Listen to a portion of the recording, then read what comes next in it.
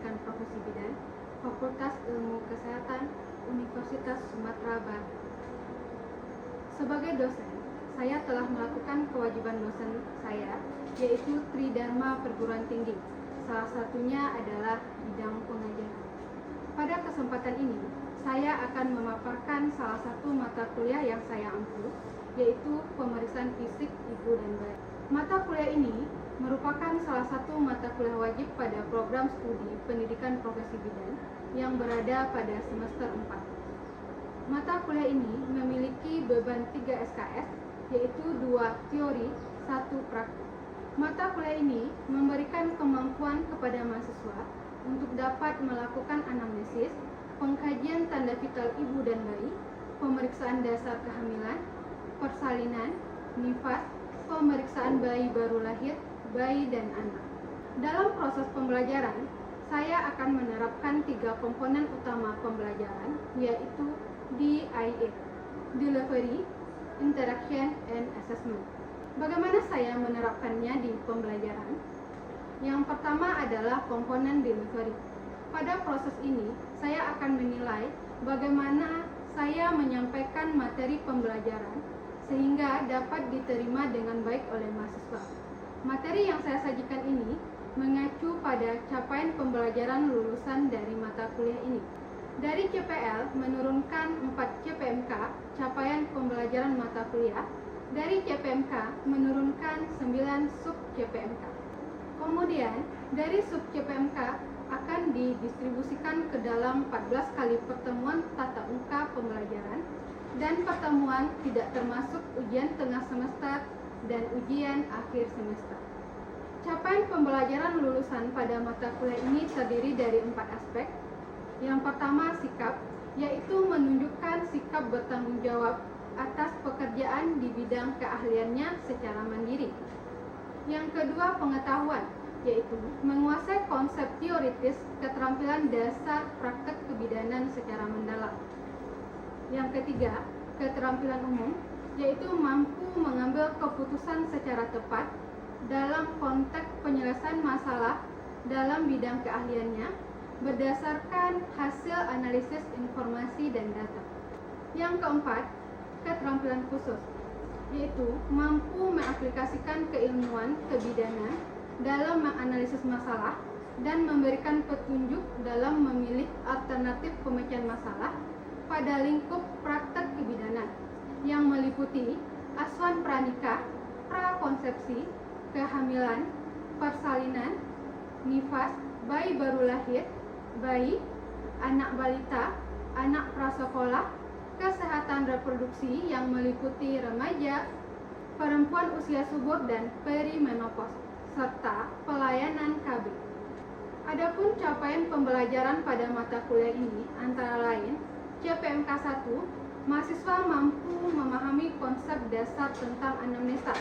CPMK 2, mahasiswa mampu memahami pengkajian tanda vital ibu dan bayi. CPMK 3, mahasiswa mampu menerapkan pemeriksaan dasar pada kehamilan, persalinan, dan nifas. CPMK 4, mahasiswa mampu menerapkan pemeriksaan bayi baru lahir, bayi, dan anak. Dari 4 CPMK ini diturunkan menjadi 9 sub CPMK yang menjadi pokok materi pembelajaran pemeriksaan fisik ibu dan bayi. Yang pertama, mampu menjelaskan anamnesa, pengkajian, riwayat kesehatan dan obstetrik. Yang kedua, mampu menjelaskan keterampilan dalam komunikasi. Yang ketiga, mampu menjelaskan peralatan dan perlengkapan yang diperlukan dalam praktek kebidanan. Yang keempat, mampu menguraikan dan menentukan jenis pemeriksaan umum dalam kebidanan. Yang kelima, mampu melakukan pemeriksaan pada kehamilan. Dan pada sub CPMK 5 ini, saya integrasikan dengan penelitian yang sudah saya lakukan, yaitu tentang pengaruh pemberian aroma terapi peppermint terhadap keluhan mual muntah ibu hamil trimester 1, dan ini berada pada pertemuan ke-9, serta saya akan membahas materi ini pada video pembelajaran yang akan saya tampilkan nanti. Sub CPMK 6, mampu melakukan pemeriksaan pada persalinan. Yang ketujuh, mampu melakukan pemeriksaan pada nifas. Yang kedelapan, mampu melakukan pemeriksaan fisik dan tanda vital pada bayi baru lahir. Yang kesembilan, mampu melakukan pemeriksaan fisik dan antropometri pada bayi dan anak. Untuk mendukung kegiatan pengajaran di kelas saya menggunakan berbagai macam literatur serta referensi penunjang seperti jurnal, artikel, majalah terkait dengan materi yang disampaikan. Itulah model delivery yang saya sampaikan dalam proses pengajaran. Selanjutnya, komponen kedua adalah interaction. Pada aspek interaction ini adalah suatu proses interaksi yang terjalin antara mahasiswa dan dosen guna mencapai capaian pembelajaran. Adapun sistem interaction yang saya lakukan di kelas yaitu sistem Student Learning Center yang dikenal dengan istilah SLC, di mana sistem tersebut merupakan metode pembelajaran mahasiswa sebagai subjek pembelajaran, sehingga peserta didik akan belajar lebih aktif, kreatif, mandiri, dan inovatif sesuai kemampuan individu masing-masing. Sistem Student Learning Center dalam pembelajaran saya terbagi 3. Yang pertama, interaktif dosen memaparkan materi di dalam kelas dan menyisipkan pertanyaan kepada mahasiswa serta meminta pendapat mahasiswa. Yang kedua adalah diskusi. Dengan metode ini, kita melibatkan kelompok mahasiswa dan pengajar dalam menganalisis, menggali terhadap topik-topik tertentu yang merupakan isu-isu hangat saat ini. Yang ketiga, self-directing learning, di mana metode ini berbentuk pemberian tugas pada mahasiswa, seperti tugas membaca, menghafal, dan membuat ringkasan. Itulah model aspek interaction yang saya bawakan dalam proses pembelajaran. Selanjutnya, aspek yang ketiga adalah aspek assessment. Asesmen adalah suatu penilaian untuk mengukur kemampuan mahasiswa secara objektif dalam menerima materi pembelajaran. Indikator penilaian yang saya gunakan terdiri dari kehadiran 10%, tugas 10%, keaktifan 5%, praktikum 10%, UTS 30%, UAS 35%. Hasil asesmen yang saya lakukan dengan harapan mahasiswa dapat mengetahui proses penilaian yang saya lakukan secara transparan dan objektif. Selanjutnya, saya akan menampilkan proses pembelajaran saya di kelas secara luring. Selamat menyaksikan. Assalamualaikum warahmatullahi wabarakatuh. Waalaikumsalam warahmatullahi wabarakatuh. Selamat pagi Anda semua. Pagi, Bu. Gimana kabarnya pada pagi hari ini? Baik, Bu. Oke, sebelum kita mulai perkuliahan pada pagi hari ini, kepada ketua kelas tolong dipimpin dulu doanya. Sebelum kita mulai perkuliahan pada hari ini, ada baiknya kita berdoa sesuai agama dan kepercayaan masing-masing. Berdoa mulai.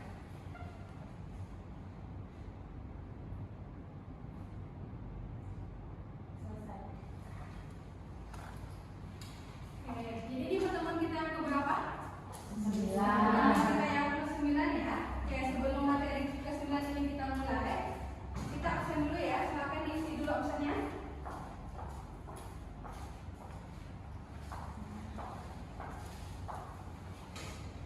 Oke, pada pertemuan ke-8 kemarin kita bahas tentang apa? Ada yang bisa bantu jawab? Oke, silakan. Christine. Pertemuan ke-8 kemarin ya? Pemeriksaan penunjang. Pemeriksaan penunjang. Pemeriksaan penunjang apa yang kita bahas? Ada yang bisa jawab lagi? Oke, silakan Nori. Pemeriksaan HB, pemeriksaan glukosa urin, dan pemeriksaan Protein urin. Oke, jadi minggu kemarin kita telah membahas tentang pemeriksaan HB, pemeriksaan protein urin, dan pemeriksaan glukosa urin. Pada pertemuan hari ini kita akan membahas tentang pemeriksaan fisik ibu hamil. Yang kita bahas adalah tentang definisi ANG. Kemudian nanti kita akan membahas mengenai tujuan dari pemeriksaan fisik pada ibu hamil, dan yang terakhir kita akan membahas tentang ketidaknyamanan di trimester fokusnya adalah di mual muntah.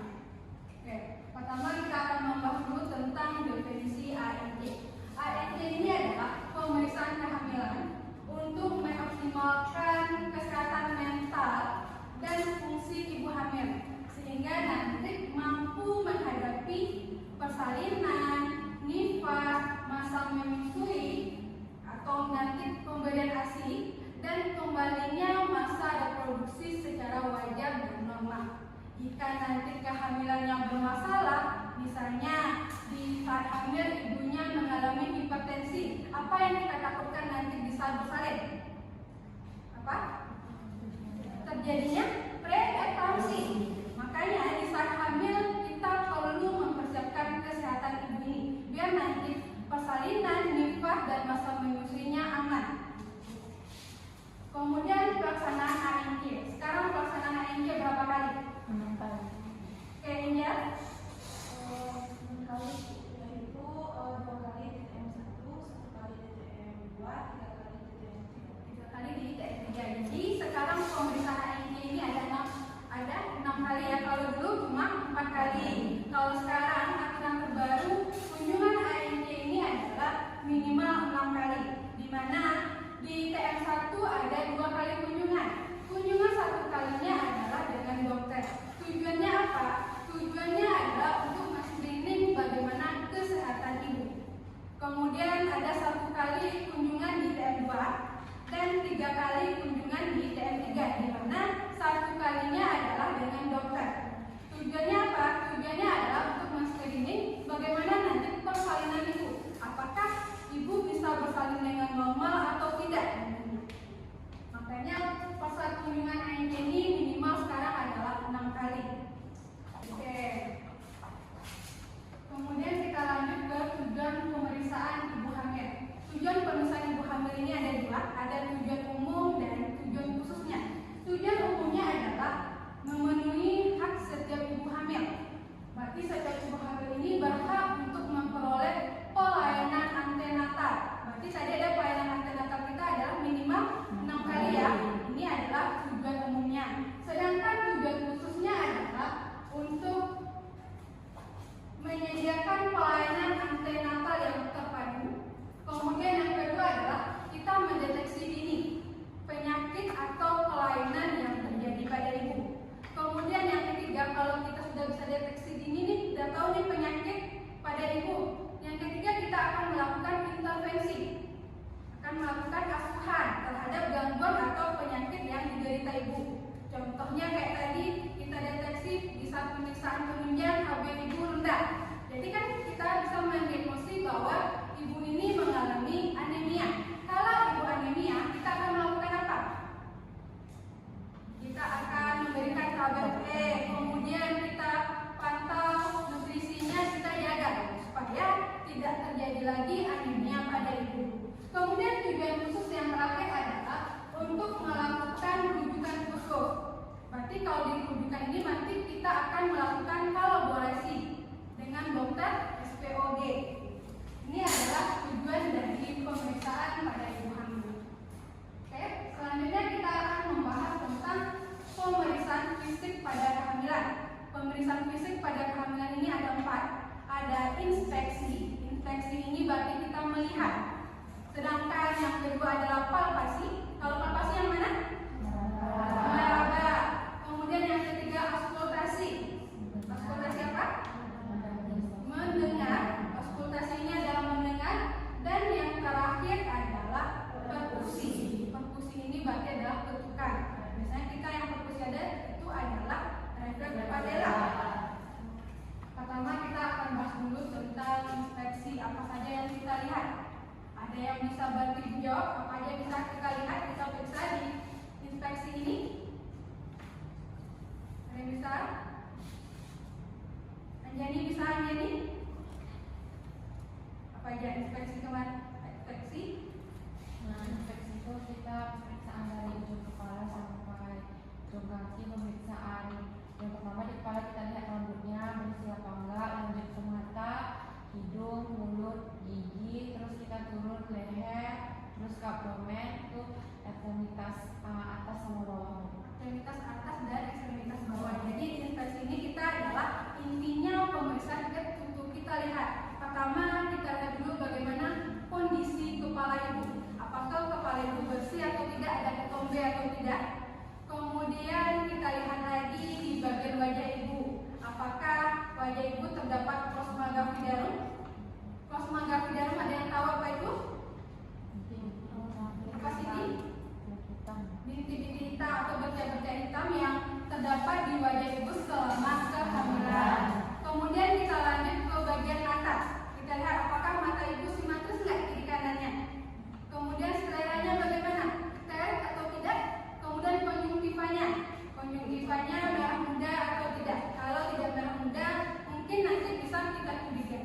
bahwa ibu ini anemia.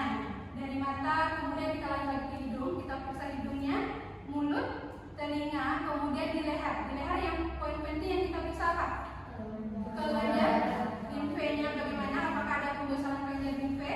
Kemudian apakah ada pembesaran dari kelenjar tiroid? Dari leher kita lanjut turun lagi ke bawah, lanjut lagi ke dada. Di dada apa yang kita lihat? Payudara. Apakah payudara 19 kiri kanan? Puting susunya menonjol atau tidak? Kalau tidak menonjol, apa yang kita lakukan ke ibu? Memberikan apa asuhan apa? Asuhan perawatan puting susu atau puting payudara ibu. Kemudian kita lanjut ke abdomen. Abdomen nanti kita lihat apakah ada bekas operasi. Kemudian terdapat stratigrafi darum. Stratigrafi darum ini adalah yang bercak-bercak putih ya, garis-garis putih nih di perut ibu. Ini biasanya terjadi selama kehamilan. Kemudian kita lihat lagi apakah terdapat linea nigra enggak di perut ibu. Linea nigra itu adalah ya garis pertemanan kita dari pusat sampai ke sifisis. Itu adalah linea. Tujuan dari kita melakukan pemeriksaan di level 1 adalah untuk menilai apa yang teraba di bagian fundus. Kemudian kita menilai berapa TU, tinggi fundus uteri. Dari tinggi, kalau kita sudah mengetahui tinggi fundus uteri, nanti kita bisa menaksirkan berapa berat badan janin. Masih ingat ya TBBJ-nya, berapa nanti TBBJ-nya? Kita bahas tentang TBBJ ya. TBBJ ini nanti rumusnya adalah berapa TU dikurangkan apakah kepala sudah masuk atau belum. Kalau posisi tangannya konvergen kita kurang berapa? 13. Kalau posisi tangannya sejajar 12. Kalian yang mau bertanya dulu, sudah paham tentang pemeriksaan lepok? Paham ya? Oke. Kemudian kita lanjut lagi ke auskultasi. Auskultasi tadi kita mendengar. Berarti yang kita dengar di sini adalah DJJ.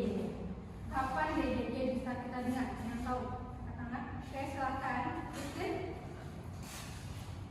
DJJ dapat didengarkan ketika usia kehamilan 24 minggu. 24 minggu. Jadi DJJ ini akan mulai terlihat di usia kehamilan 24 minggu. Dan yang terakhir, pemeriksaan yang terakhir adalah perkusi. Perkusi ini adalah mengetuk posisi kita di mana? Di samping ya. Kalau kita melakukan mengetuk atau perkusi adalah posisi kita adalah di samping ibu, bukan di depan. Nanti kalau di depan kita akan ditendang. Nampak ya gambarnya? Nampak gambar? Makanya nanti kalau melakukan pemeriksaan rektal kita beradanya di samping, baik itu samping kiri maupun samping kanan. Oke, untuk pemeriksaan fisik ada yang mau bertanya dulu?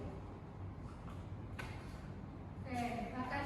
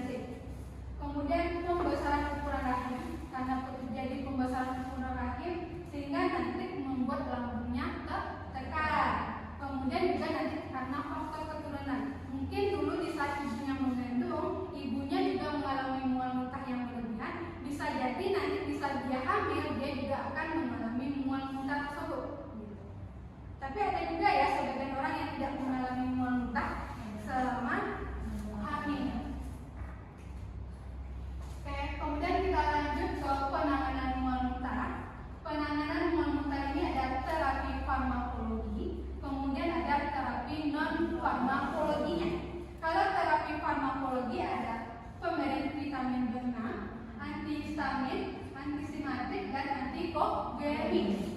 Kemudian terapi non farmakologisnya yang pertama adalah mengubah kolagen. Kolagen yang bagaimana yang kita ubah? Ada yang bisa bantu jawab?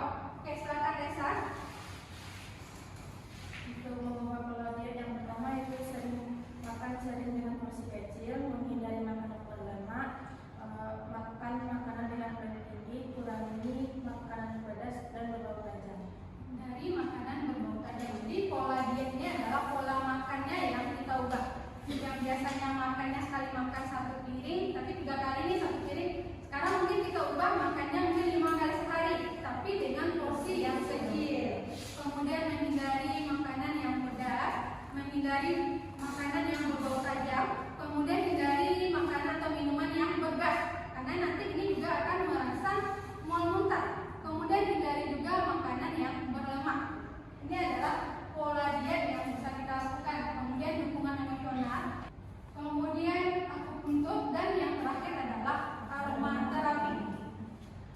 Kalau aromaterapi ini berdasarkan penelitian yang Ibu lakukan kemarin, yaitu juga penelitiannya adalah pengaruh pemberian peppermint terhadap keluhan mual muntah Ibu pada TM1, di mana didapatkan hasil pada pemberian aromaterapi peppermint pada 15 orang ibu hamil, didapatkan hasil setelah diberikan aroma ini, mual muntahnya berkurang.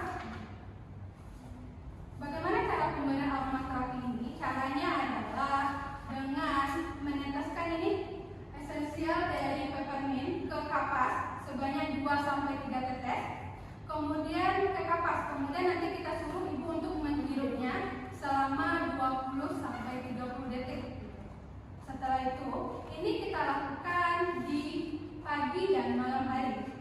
Maka didapatkan hasilnya setelah ibu menggunakan aroma terapi peppermint ini, ibu mual muntahnya berkurang.